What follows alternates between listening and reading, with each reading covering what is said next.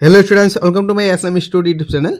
तो आज मैं तुम्हार क्लास 10 অসমীয়া কিতাপখনৰ গদ্যাংশত যি 7টা আমাৰ চেপ্টাৰ আছে এই চেপ্টাৰ কেইটা থকা মই তোমালোকক ইম্পৰ্টেন্ট কোৱেশ্চন দাগ দি দিম। ঠিক আছে, মই তোমালোকক যোৱা ভিডিঅ'ত এই পদ্যাংশত থকা 5টা যি তোমালোকৰ চেপ্টাৰ আছে বৰগীত, জিগীত, প্ৰশস্তি, মই অসমীয়া আৰু দৃষ্টান্তৰ এই চেপ্টাৰ কেইটা ইম্পৰ্টেন্ট কোৱেশ্চন অৰ্থাৎ সিলেকশন কৰি দিছো কোনবোৰ কোৱেশ্চন পঢ়িব লাগে আৰু কোনবোৰ কোৱেশ্চন তোমালোকক এনে অযথা পঢ়িব নালাগে মই কৈ দিছো। ঠিক আছে, তো তোমালোকৰ এই পদ্যাংশত 22 মাৰ্কস আছে আৰু 23 মাৰ্কস তোমালোকৰ গ্ৰামাৰত আছে আৰু তোমালোকৰ গদ্যাংশত টোটাল মাৰ্কস দি আছে আমাৰ 30 তাৰে ভিতৰত আমাৰ 24 হৈছে এই কেইটা চেপ্টাৰৰ 7খন চেপ্টাৰৰ আৰু 6 মাৰ্কস তোমালোকৰ বৈচিত্ৰ্যময় অসমৰ পৰা। ঠিক আছে, তো তোমালোকে যদি মোৰ ভিডিঅ'ত প্ৰথমবাৰৰ বাবে হোৱা তোমালোকে মোৰ চেনেলটো সাবস্ক্ৰাইব কৰিবা কাৰণ তোমালোকৰ এইখন চেনেলত মই তোমালোকক এডুকেশনাল আপডেট অৰ্থাৎ ইম্পৰ্টেন্ট কোয়েশ্চন সলিউশন কৰে দিম। ঠিক আছে, তো তোমালোকে যদি মোৰ চেনেলটো সাবস্ক্ৰাইব কৰা নাই সাবস্ক্ৰাইব কৰা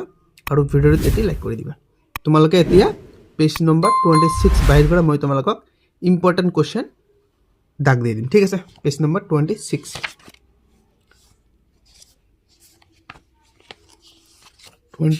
পেজ নম্বৰ। তো তোমালোকক বহুতো টিচাৰ বা বহুতো ইউটিউবাৰে বহুত ধৰণৰ কোয়েশ্চন দিছে। তোমালোকে এটা কথা ভালদৰে মনত ৰাখিবা যে অসমীয়াত তোমালোকৰ এমসিকিউ কোয়েশ্চন যেহেতু নাই তো গতিকে আমাক ইমান ভিতৰুৱা কোয়েশ্চন অতিৰিক্ত কোয়েশ্চন পঢ়িব নালাগে। ঠিক আছে, ইমান ভিতৰুৱা কোয়েশ্চন ইম্পৰ্টেন্ট হয়, ইমান ভিতৰুৱা কোয়েশ্চন আমাক পঢ়িব নালাগে। আমি কোয়েশ্চনত যি আমাৰ প্ৰশ্নাৱলীত যিবোৰ কোয়েশ্চন আছে এইবোৰৰ পৰা আমি সিলেকশন কৰি পঢ়িলে আমি 90 মাৰ্কস পাব পাৰি। ঠিক আছে, তো আমাৰ ইয়াতে চেপ্টাৰটো দি আছে উদ্যোগী হও আহা।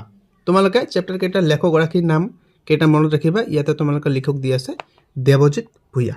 ঠিক আছে, তো আমি ডাইৰেক্ট প্ৰশ্নাবলীত যাম আৰ কবিৰ পৰিচয়ত কেইটামান কোশ্চেন হ'ব পাৰে।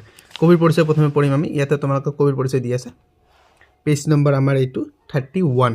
ঠিক আছে, ইয়াতে দি আছে কবি আমাৰ আছিল দেৱজিৎ ভূঞা। ঠিক আছে, দেৱজিৎ ভূঞাৰ জন্ম তাৰিখটো তোমালোকে মনত ৰাখিবা আৰু চনটো মনত ৰাখিবা বাস আৰু নালাগে আৰু তোমালোকে পঢ়িব নালাগে। শেষ, ইমান ভিতৰৰ কোশ্চেন পঢ়িব নালাগে কাৰণ তোমালোকৰ এমসিকিউ কোশ্চেন না আহে।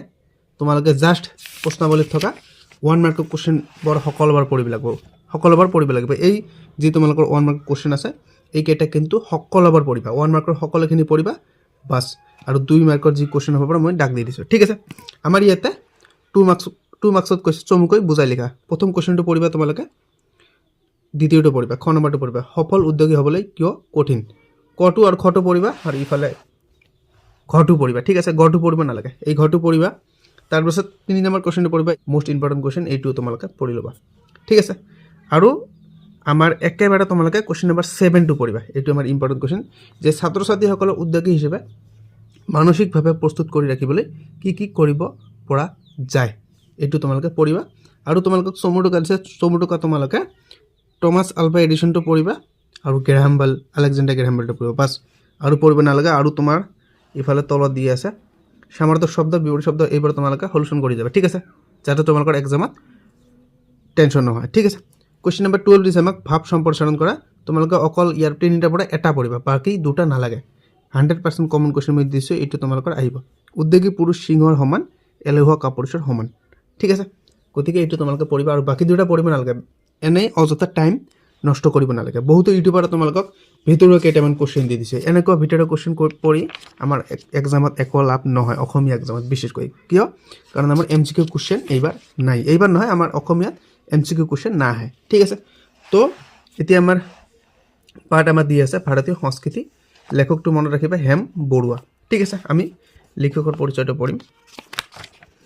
আমি এই এমাহ 1.5 মাহৰ ভিতৰত কেনেকৈ 60 মাৰ্কস অৰ্থাৎ যিসকল এভাৰেজ ষ্টুডেণ্ট আছে তেওঁলোকে কেনেকৈ অসমীয়াত লেটাৰ মাৰ্কস পাব পাৰে মই এইখিনি কৰিবলৈ মোৰ চেনেলটোত মই ভিডিঅ'বোৰ দি দিম। ঠিক আছে, লেখকৰ পৰিচয়টো তোমালোকে পঢ়ি ল'বা, জন্ম চনটো মৃত্যু চনটো বাস আৰু নালাগে।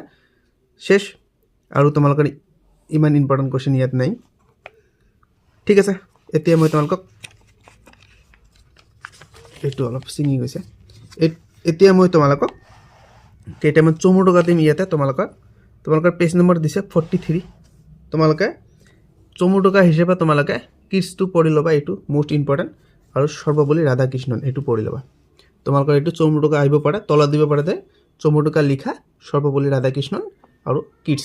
ঠিক আছে, আৰু তোমালোকক যি ভাব বিষয় কোশ্চেন দিছে মই তোমালোকক দেখুৱাই দিছোঁ পেজ নম্বৰ ইয়াতে তোমালোকক দিছে 43 তোমালোকে এই গোটেইকেইটা পঢ়িবা 1 মাৰ্কৰ গোটেইকেইটা পঢ়িবা আৰু ইফালে মই সিলেকশ্যন কৰি দিছোঁ ইফালে তোমালোকক দিয়া আছে তোমালোকে ইফালে কোশ্চেন নম্বৰ 6 পঢ়িবা কোশ্চেন নম্বৰ 7 পঢ়িবা ঠিক আছে আৰু তোমালোকে কোশ্চেন নম্বৰ 12 পঢ়িবা এইটো ভাৰতীয় সংস্কৃতি এক বিৰাট সম্বন্ধৰ বস্তু এই কথাহাৰ কিমান দূৰ যুক্তিপূৰ্ণ ভাৰতীয় সংস্কৃতি পাঠ্যৰ আধাৰত বিচাৰ কৰা এইটো পঢ়িবা কোশ্চেন নম্বৰ 13 পঢ়িবা 13 নম্বৰ কোশ্চেন সভ্যতা আৰু সংস্কৃতিৰ শব্দ দুটাৰ মাজৰ পাৰ্থক্য মোষ্ট ইম্পৰ্টেণ্ট কোশ্চেন তোমালোকৰ এইটো 100% আহিব তাৰপিছত কোশ্চেন নম্বৰ 15 দিছে অজন্তাৰ গুহাৰ শিল্পকলাৰ এটি বিৱৰণ এইটোও পঢ়িবা আৰু বাকি এইবোৰ নালাগে বাকি তোমালোকে এইটো পঢ়িব পাৰা কোশ্চেন নম্বৰ 16 এইটো আহিব পাৰে মোগল সম্ৰাট বাবৰৰ আমলত ভাৰতত প্ৰৱেশ কৰা চিত্ৰকলাৰ নতুন ধাৰাটি কেনে আছিল এইটো পঢ়ি ল'বা ঠিক আছে আৰু এই কেইটা পঢ়িব আমাক নালাগে ঠিক আছে আমি ডাইৰেক্ট আমি ব্যাখ্যা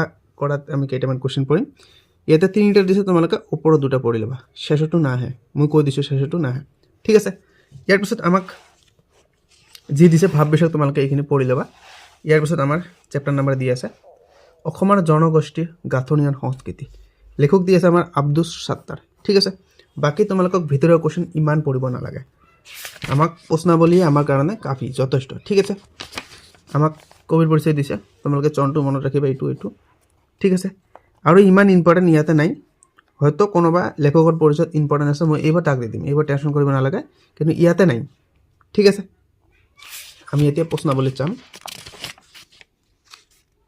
তাৰপিছত তোমালোকে ইয়াতে চমু টকা পঢ়িবা ইয়াণ্ডাবু সন্ধি এইটো মোষ্ট ইম্পৰ্টেণ্ট পেজ নম্বৰ তোমালোকৰ 50 ইয়াণ্ডাবু সন্ধি ঠিক আছে মান ৰজা আৰু ব্ৰিটিছৰ মাজত হৈছিল ভালদৰে পঢ়িবা ঠিক আছে আৰু তোমালোকক অতি চমুতৰ কোশ্চেন কেইটা সকলোখিনি পঢ়িবা মই তোমালোকক আকৌ এবাৰ কৰিছোঁ 1 মাৰ্কৰ কোশ্চেনবোৰ কেতিয়াও নেৰিবা এইবাৰ সকলোখিনি পঢ়িবা বিশেষকৈ তোমালোকৰ 1 মাৰ্কৰ প্ৰথমটো কৰি ইম্পৰ্টেণ্ট আছে ঠিক আছে 2 নম্বৰ কোশ্চেন দিছে আমাক ইয়াতে তোমালোকে প্ৰথমটো এই তিনিটা পঢ়িবা এইটো পঢ়িব নালাগে ঠিক আছে ইয়াৰ পিছত আমাক 3 নম্বৰ কোশ্চেন দিছে অসমৰ পুৰণি সাহিত্যৰ সমলবোৰ কি এইটো পঢ়িবা তাৰপিছত আমাৰ বাকি এবাৰ পঢ়িব নালাগে তোমালোকে ডাইৰেক্ট কোশ্চেন নম্বৰ 7 পঢ়িবা লগে লগে সংস্কৃতিৰ ৰূপান্তৰ ঘটিল কিহৰ লগে লগে সংস্কৃতিৰ ৰূপান্তৰ ঘটিল এই ৰূপান্তৰ কিদৰে ঘটিছিল বুজাই লিখা এইটো পঢ়িবা তাৰপিছত তোমালোকক তাৎপৰ্য ব্যাখ্যা কৰা দিছে ইয়াৰ ভিতৰত তোমালোকে দুটা পঢ়িবা প্ৰথমটো আৰু তৃতীয়টো দ্বিতীয়টো নালাগে ঠিক আছে প্ৰথমটো আৰু দ্বিতীয়টো আমাক নালাগে আৰু ভাব বিষয়খিনি পঢ়ি ল'বা ইয়াৰ পিছত আমাৰ চেপ্টাৰ হৈছে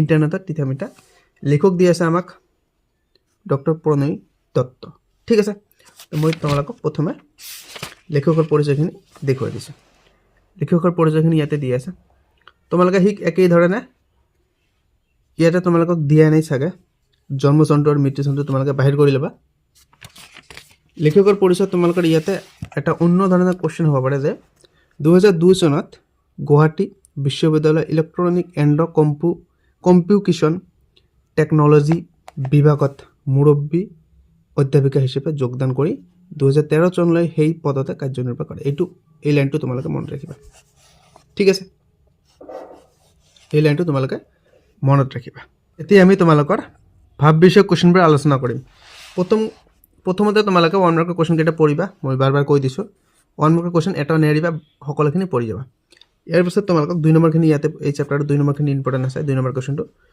www বা ওয়েব কি এইটো পঢ়িবা 3 নম্বৰটো পঢ়িবা 4 নম্বৰটো পঢ়িবা কোশ্চেন নম্বৰ 5 টো পঢ়িবা আৰু কোশ্চেন নম্বৰ 6 টো পঢ়িবা আৰু বাকি এই দুটা নালাগে কাৰণ তোমালোকে হয়তো ভাবিবা যে মই ইমানখিনি কিয় দিছোঁ তোমালোকৰ ইয়াতে 1 2 3 4 এই 5টা কোশ্চেন তোমালোকৰ মোষ্ট ইম্পৰ্টেণ্ট ইয়াৰ পৰা তোমালোকৰ দুটাই আহিব পাৰে ঠিক আছে তাৰপিছত তোমালোকে ভাব বিষয়ক কেইটা পঢ়ি ল'বা ৰচনা যি তোমালোকৰ আছে এইটো পঢ়িবা ইয়াৰ পিছত আমাৰ চেপ্টাৰ দি আছে অৰুণিমা সিনহা আমাৰ ইয়াতে লেখক দি আছে জয়শ্ৰী গোস্বামী মহন্ত ঠিক আছে তো তোমালোকে ডাইৰেক্ট লেখকৰ পৰিচয়ত যাবা লেখকৰ পৰিচয় আমাৰ ইয়াতে দি আছে তোমালোকে চনটো ইয়াৰ পৰা পঢ়ি ল'বা কিমান চনত জন্ম হৈছিল তোমালোকৰ ইয়াতে অন্য এটা কোশ্চেন হ'ব যে ডক্টৰ মহন্তই কিমান চনৰ পৰা কিমান চনলৈ ৰাজ্যসভাৰ সাংসদ বা এমপি আছিল তোমালোকে এইটো পঢ়িবা যে 1999 চনৰ পৰা 2002 চনলৈকে ৰাজ্যসভাৰ সাংসদ আছিল ঠিক আছে আৰু তোমালোকৰ ইয়াতে আৰু এটা কোশ্চেন হ'ব পাৰে এই কোশ্চেনটো তোমালোকৰ সম্ভৱতঃ আহিব পাৰে যে মহন্তক 2018 চনত ভাৰত চৰকাৰে পদ্মশ্ৰী উপাধিৰে সন্মানিত কৰিছিল? ঠিক আছে, তোমালোকে এইটো পঢ়িবা যে মহন্তক কিমান চনত ভাৰত চৰকাৰে পদ্মশ্ৰী উপাধিৰে সন্মানিত কৰিছিল? 2018 চনত। ঠিক আছে, তাৰপিছত তোমালোকে 1 মাৰ্কৰ কুৱেশ্যন কেইটা পঢ়িবা, সকলোখিনি মই বাৰ কৈ দিছোঁ, সকলোখিনি পঢ়িবা। আৰু তোমালোকক বাকী যি বৰ্ড কুৱেশ্যন আছে এইবাৰৰ ভিতৰত তোমালোকে 3 নম্বৰ কুৱেশ্যনটো পঢ়িবা, 5 নম্বৰ কুৱেশ্যনটো পঢ়িবা আৰু 6 নম্বৰ কুৱেশ্যনটো পঢ়িবা আৰু কুৱেশ্যন নম্বৰ 8 নম্বৰ কুৱেশ্যনটো পঢ়িবা। ক্ৰিকেট খেলুৱৈ যুৱৰাজ সিঙে অৰুণিমা কেনেদৰে অনুপ্ৰাণিত কৰিছিল এইটো পঢ়িবা। ঠিক আছে, আৰু তোমালোকে এইখিনি পঢ়ি ল'বা, ৰচনাখিনি ব্যাকৰণখিনি পঢ়ি ল'বা। ইয়াৰ পিছত আমাক চেপ্টাৰ দিছে অৰণ্য যাত্ৰা, আমাক লেখক দিয়া আছে অনুৰাধা শৰ্মা পূজাৰী। ঠিক আছে, এই চেপ্টাৰটো আমাৰ ভালেখিনি ডাঙৰ, বহুত ডাঙৰ এই চেপ্টাৰটো আমাৰ। তোমালোকে লেখকৰ পৰিচয়ত যাবা, প্ৰথমত পেজ নম্বৰ 8 ইয়াত দিয়া আছে 78। ঠিক আছে, তোমালোকে চনটো পঢ়ি ল'বা, কিমান চনত জন্ম হৈছিল সেইটো পঢ়ি ল'বা। অনুৰাধা শৰ্মা পূজাৰী হ'ল অসমৰ এগৰাকী বিশিষ্ট লেখিকা তথা সাংবাদিক। ঠিক আছে, তোমালোকৰ ইয়াত কুৱেশ্যন হ'ব পাৰে যে অনুৰাধা শৰ্মা পূজাৰী কোন? উত্তৰ হ'ব এগৰাকী বিশিষ্ট লেখিকা বা সাংবাদিক। ঠিক আছে, ইয়াত আমাৰ আৰু এটা কুৱেশ্যন হ'ব পাৰে তোমালোকৰ। ইয়াতে দিছে বৰ্তমান তেওঁ 7 দিন নামৰ সাপ্তাহিক কাকত আৰু সাতসৰী নামৰ মাহেকীয়া আলোচনী সম্পাদক হিচাপে কাৰ্যনিৰ্বাহ কৰে বৰ্তমান। ঠিক আছে, এইটো তোমালোকে পঢ়িবা। তাৰপিছত আমাৰ আৰু ইয়াতে ভিতৰৰ কুৱেশ্যন নাই, এতিয়া আমি ডাইৰেক্ট প্ৰশ্নাৱলীত যাম। তোমালোকে 1 মাৰ্কৰখিনি পঢ়িবা, সকলোখিনি 1 মাৰ্কৰ সকলোবোৰ কুৱেশ্যন তোমালোকে পঢ়ি ল'বা। ঠিক আছে, আৰু বাকী বৰ্ড কুৱেশ্যনবোৰ তোমালোকে ইয়াৰ পৰা 2 মাৰ্কটো পঢ়িবা, 2 নম্বৰটো পঢ়িবা, 4 নম্বৰটো পঢ়িবা, কুৱেশ্যন নম্বৰ 6 পঢ়িবা, কুৱেশ্যন নম্বৰ 8, 9 আৰু 10টো পঢ়িবা। ঠিক আছে, ঠিক আছে, আমাৰ এইটো ডাঙৰ চেপ্টাৰ হয়, ভিতৰৰ কুৱেশ্যন পঢ়িব নালাগে, তোমালোকে প্ৰশ্নাৱলী পঢ়ি যাবা, 90% কমন কুৱেশ্যন পাবা। তাৰপিছত আমাক কুৱেশ্যন দিছে পাৰস্বত এই ভূমুকি। ঠিক আছে, লেখক দি আছে ৰবীন্দ্ৰনাথ গোস্বামী। আমি ডাইৰেক্ট কবিৰ পৰিচয়ত যাম। কবিৰ পৰিচয় দি আছে, তোমালোকে ভালদৰে মনত ৰাখিবা যে তোমালোকৰ যেহেতু অসমীয়াত MCQ কুৱেশ্যন নাই, তোমালোকে ইমান ভিতৰুৱা কুৱেশ্যন পঢ়িব নালাগে। ঠিক আছে, তোমালোকে জন্মটো পঢ়ি ল'বা, ইয়াত তোমালোকৰ এইটো কুৱেশ্যন হ'ব পাৰে। আৰু তোমালোকৰ ইয়াতে মোষ্ট ইম্পৰ্টেণ্ট এটা কুৱেশ্যন হ'ব ভিতৰৰ কুৱেশ্যন হিচাপে ইয়াতে দি আছে যে মহাসমুদ্ৰৰ সিপাৰে গ্ৰন্থৰ বাবে গোস্বামীদেৱে হেম বৰুৱা সোৱৰণী বঁটা লাভ কৰে। মোষ্ট ইম্পৰ্টেণ্ট কুৱেশ্যন তোমালোকৰ কুৱেশ্যনটো হ'ব তোমালোকৰ কি গ্ৰন্থৰ বাবে গোস্বামীদেৱে হেম বৰুৱা সোৱৰণী বঁটা লাভ কৰিছিল? তোমালোকৰ গ্ৰন্থ হ'ব মহাসমুদ্ৰৰ সিপাৰে। আৰু তোমালোকক আৰু এটা কুৱেশ্যন দিব পাৰে যে মহাসমুদ্ৰৰ সিপাৰে গ্ৰন্থৰ বাবে গোস্বামীদেৱে কি বঁটা লাভ কৰিছিল? হেম বৰুৱা সোৱৰণী বঁটা লাভ কৰিছিল। ঠিক আছে, পাঠবোধ নালাগে আমাক। এতিয়া আমাৰ 1 মাৰ্কৰ কুৱেশ্যন যিকেইটা দিছে তোমালোকে সকলোখিনি পঢ়িবা। 1 মাৰ্কৰ মই বাৰ কিয় কৈছোঁ, 1 মাৰ্কৰ কুৱেশ্যনখিনি তোমালোকে সকলোখিনি পঢ়িবা। আমাক 2 মাৰ্কৰ কুৱেশ্যন ইয়াত মোষ্ট ইম্পৰ্টেণ্ট দি আছে, 2 নম্বৰটো পঢ়িবা, 3 নম্বৰ, 4 নম্বৰ, 5 নম্বৰটো আমাক নালাগে। ঠিক আছে, কুৱেশ্যন নম্বৰ ইয়াৰ পিছত আমি 6টো পঢ়িম, জাগ্ৰস পৰ্বতমালাৰ বিষয়ে পঢ়িবা। কুৱেশ্যন নম্বৰ 8 পঢ়িবা, কুৱেশ্যন নম্বৰ 9 পঢ়িবা আৰু কুৱেশ্যন নম্বৰ 11 পঢ়িবা। ইৰাণীসকলৰ নৱবৰ্ষ উৎসৱৰ বিৱৰণ, আৰু এই দুটা আমাক পঢ়িব নালাগে। ঠিক আছে, আৰু তোমালোকে ভাৱ বিষয়খিনি পঢ়ি ল'বা। ঠিক আছে, তো ভিডিঅ' আমাৰ আজিৰ এইখিনিয়ে। আৰু তোমালোকক যদি গদ্যাংশত যিবোৰ চেপ্টাৰ আছিলে এইবোৰ যদি তোমালোকক কমন লাগে, আমাৰ গদ্যাংশ হৈ গ'ল। যদি তোমালোকক পদ্যাংশত চেপ্টাৰখিনি এই যি 5টা চেপ্টাৰ আছে তাৰ যদি তোমালোকক কমন কুৱেশ্যন লাগে, মই তোমালোকক ডেছক্ৰিপশ্যনত লিংক দি দিম, তোমালোকে ক্লিক কৰি চালে হৈ গ'ল। ঠিক আছে, বাই বাই, টেক কেয়াৰ।